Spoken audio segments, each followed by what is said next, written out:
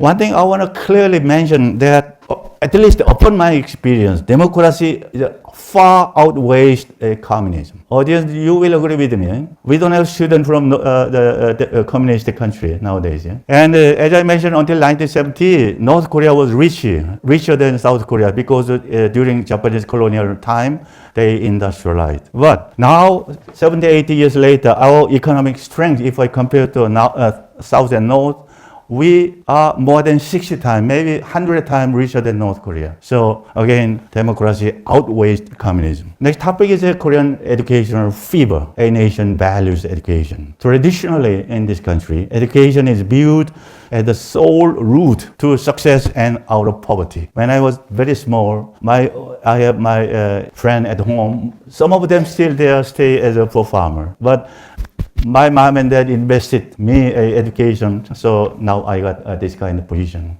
Maybe in any other world, mom and dad willing to sacrifice for their kids. I don't know.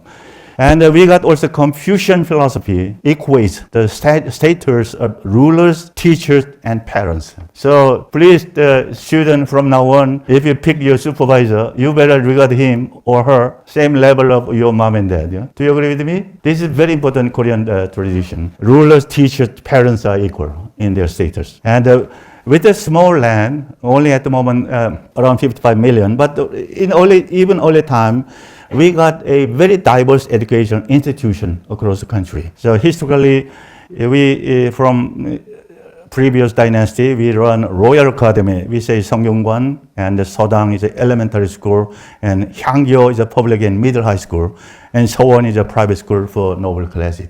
Despite the social status, our political leaders try to provide educational opportunity for any class of people in this country. So education, especially in this country, is a consistent key. How come this miserable country reached today?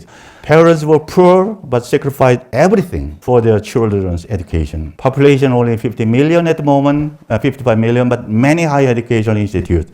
Believe it or not, we got very big university, more than 200, and there's a lot of college and graduate college, according to statistics in 2021. That include private institute, national institute, and public institute. King's maybe belongs to the public, small, graduate-oriented institute. And we have, according to a couple of years ago statistics, we more than 20 special institutes for science and technology, such as KAIST or KIST or something like that. And there's so many School of Academy of Art, Music, Design, and etc. And a great variety of national and private institute of science and technology.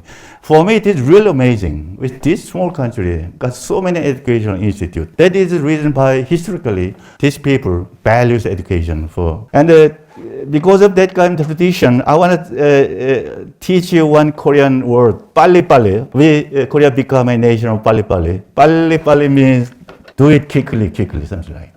The reason why we got a tough landscape, climate extreme, resource scarcity, invasion, and ideological battle fosters quickly culture. Ppalli-Ppalli. Would you repeat after me? Ppalli-Ppalli. That means quickly. Maybe your supervisor usually that kind of personnel. Don't be lazy. So it's a kind of culture of urgency and perseverance. If I show you one Ppalli-Ppalli example, one funny or sad example, I want to say Mr. John Han-gil is a kind of famous private tutor at Civil Services Prep Academy. To save time, he tried to lunch is also very quick.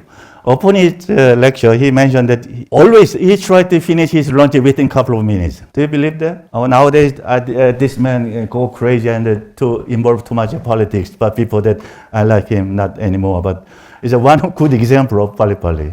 So maybe our restaurant maximum give 5 minutes is enough, from tomorrow.